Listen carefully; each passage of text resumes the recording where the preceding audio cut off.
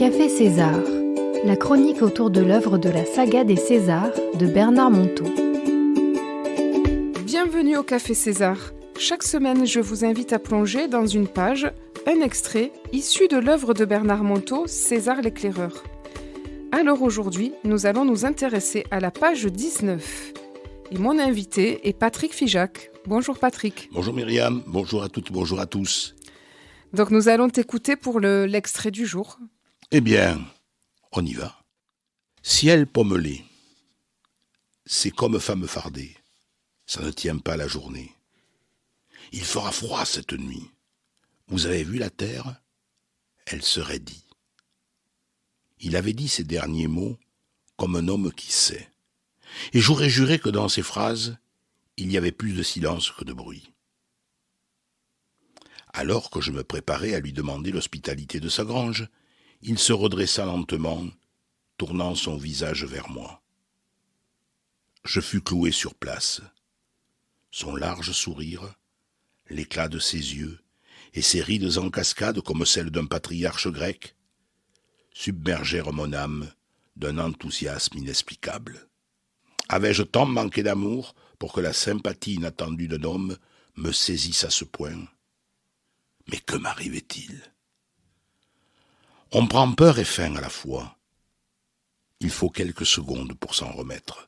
Alors, on cherche à comprendre. C'est l'erreur. Il n'y a pas de repère. C'est une autre rencontre que la mémoire ignore. C'est le coup de foudre.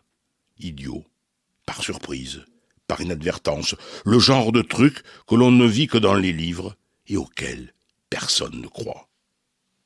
Soudain, le silence devint indécent. On ne sait plus comment se tenir. On se dandine sur un pied, sur l'autre. On rougit comme un jeune jouvenceau devant sa bien-aimée. On est tout nu d'émoi, devant un étranger. Nous étions là, l'un en face de l'autre.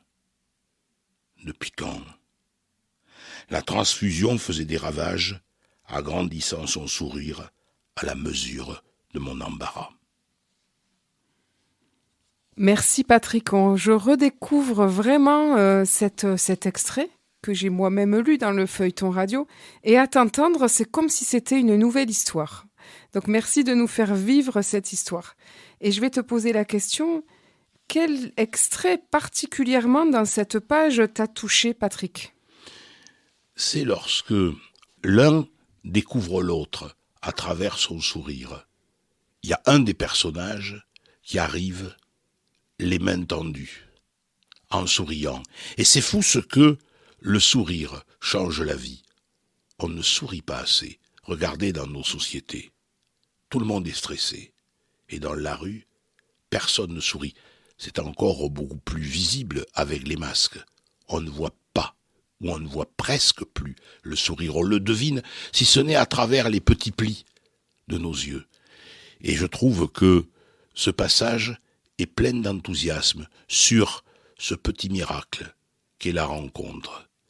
Et un des personnages prononce le mot, il dit « c'est un petit peu un coup de foudre ».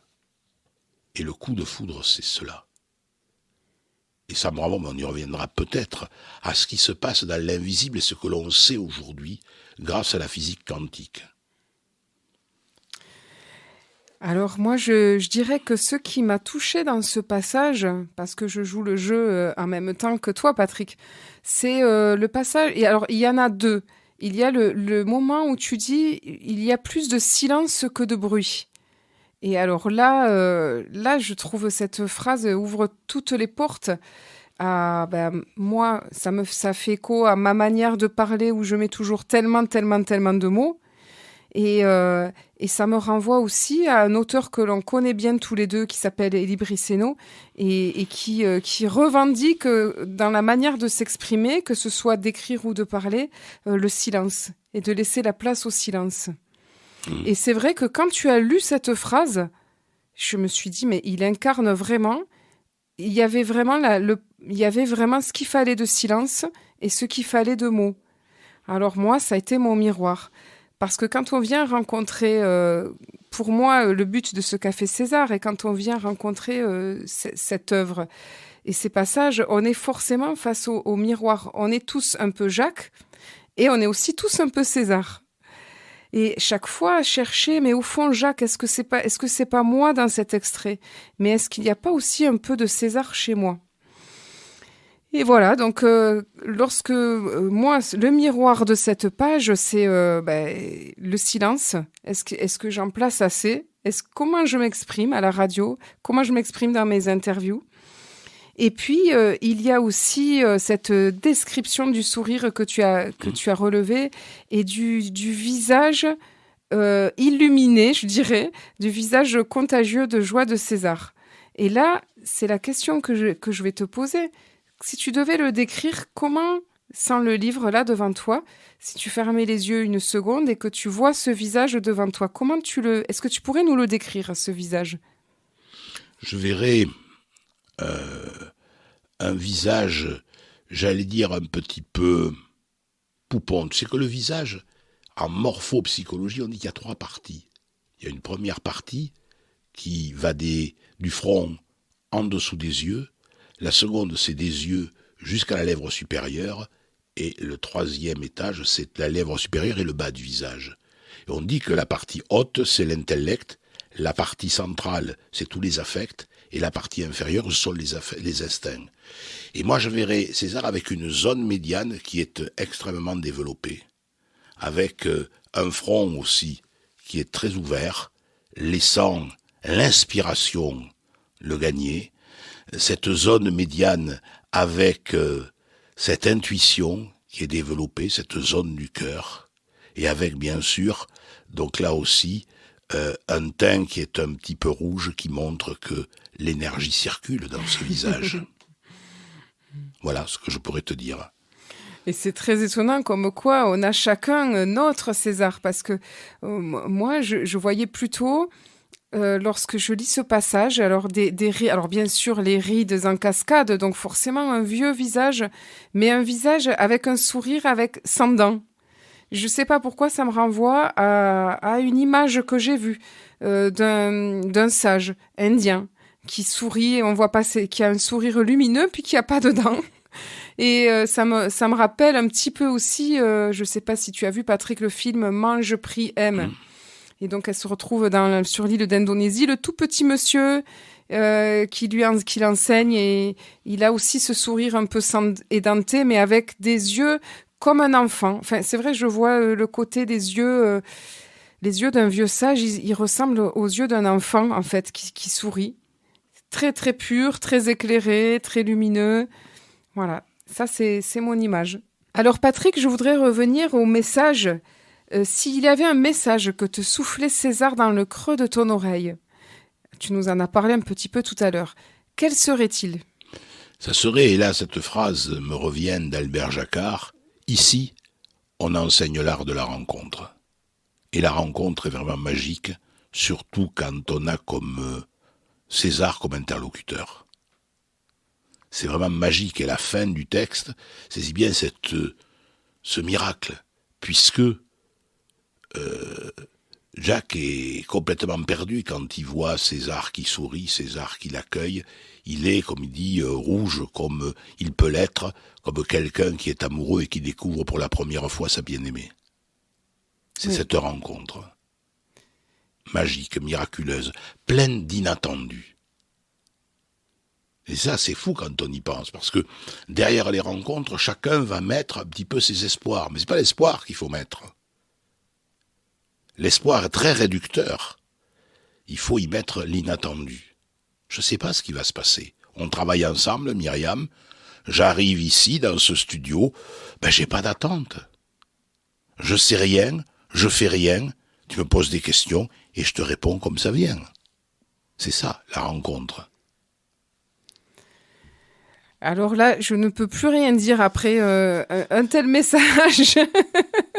J'avoue que je suis soufflée parce que vraiment, tu m'ôtes les mots de la bouche. C'est tellement beau ce que tu retiens comme message. Et dans une autre émission, j'avais déjà partagé effectivement comment moi, une anecdote sur ma propre rencontre avec mon César, entre guillemets, puisque finalement, on a chacun un César. Et je dirais, c'est vrai, cette part d'inattendu que tu nous dis, c'est peut-être quand on s'y attend le moins. Et peut-être qu'il faut aussi ne rien prévoir et ne rien attendre dans l'instant. Ça, c'est très juste. Et ce qui fait que peut-être ça peut être tout à l'heure dans la boulangerie d'à côté, tout à l'heure en allant me promener, il va y avoir un monsieur peut-être sur le bord du trottoir. Alors, il me vient en parlant une image à propos d'homme au bord du trottoir qui me fait penser à le César de ce livre. Et tout d'un coup, je l'ai paf devant mes yeux.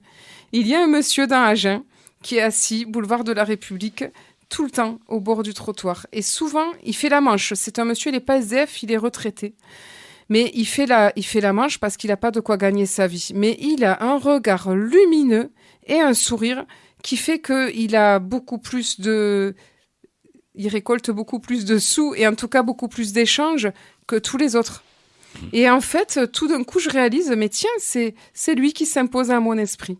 Eh oui, c'est ça. Tu vois comme de quoi un sourire peut changer une vie. Oui. Et par rapport à ce que tu disais, le conseil que l'on peut donner à nos auditrices et à nos auditeurs, c'est que lorsqu'on désire fortement quelque chose, il y a souvent peu de choses pour que l'on n'obtienne pas.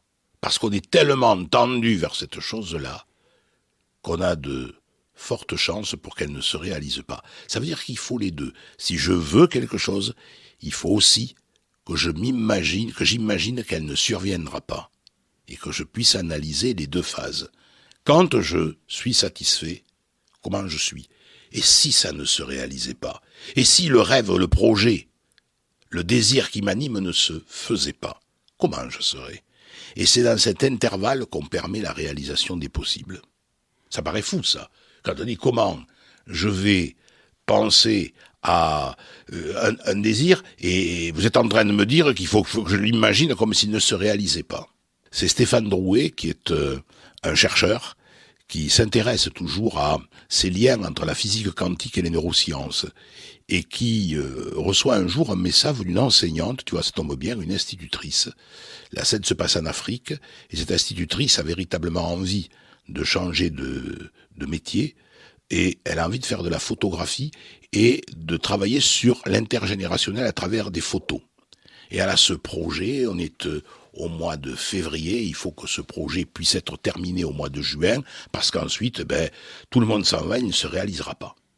Et cette dame dit, moi, j'ai absolument besoin, et je veux absolument que ce projet se réalise. Et ce que va faire son accompagnant, son thérapeute, il va lui dire, eh bien moi je vais vous apprendre à travailler à ce qu'il ne se réalise pas. Il dit, attends, vous êtes sûr de vous? C'est complètement fou. Enfin, j'en ai besoin, moi, de ce projet. Et vous me dites, il ne faut pas qu'il se réalise. Faites-moi confiance. On va travailler, mais on va travailler surtout au fait qu'il ne se réalise pas. Et donc, un mois s'écoule, et la dame rappelle en disant, écoutez, c'est extraordinaire, je l'ai déjà bouclé. Il s'est fait en un rien de temps, c'est magique. Le seul fait qu'elle ait imaginé qu'il ne pouvait pas se réaliser pour que, automatiquement, là aussi, l'inattendu que l'on évoquait tout à l'heure arrive, et puis c'est la vie, on se laisse porter par la vie. Oui. Et je crois que là aussi, avec les époques troublées que nous vivons, nous voulons tellement que nous avoir une prise sur la vie en oubliant que c'est la vie qui doit nous porter. C'est se laisser aller, lâcher prise, et c'est la vie, laisser faire son œuvre, parce que la vie, c'est ce qui est juste et bon pour nous. Oui, ça c'est très vrai. Je dirais aussi, si on a une toute petite minute encore, je dirais aussi que parfois, lorsqu'on a un projet, c'est vrai ça nous tient à cœur et on y met beaucoup de volonté. Et on veut absolument, je me reconnais dans cette volonté que ça aboutisse comme on veut et comme on a prévu. Alors quand ça se réalise pas, on est déçu. Mais parfois, le temps fait son œuvre. Et si on est persévérant, si on accepte que ça ne marche pas comme on a prévu, Mais parfois, il faut un petit peu de temps pour pouvoir lâcher prise.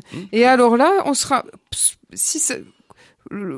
Pas forcément comme on l'attendait, ou de la forme qu'on attendait, ou de la manière que l'on attendait, mais il se réalise quand même. Exactement. Et puis souvent, on peut remercier le ciel, le destin, la source, appelons-le comme on veut, que ça ne se réalise pas. Parce que souvent on se dit, mon Dieu, si ça s'était réalisé, qu'est-ce que j'aurais été malheureux parce que j'ai découvert toute autre chose. Et au fond, merci la vie de m'avoir pas permis de réaliser ce rêve parce que j'en ai un meilleur qui m'attend. Ouais.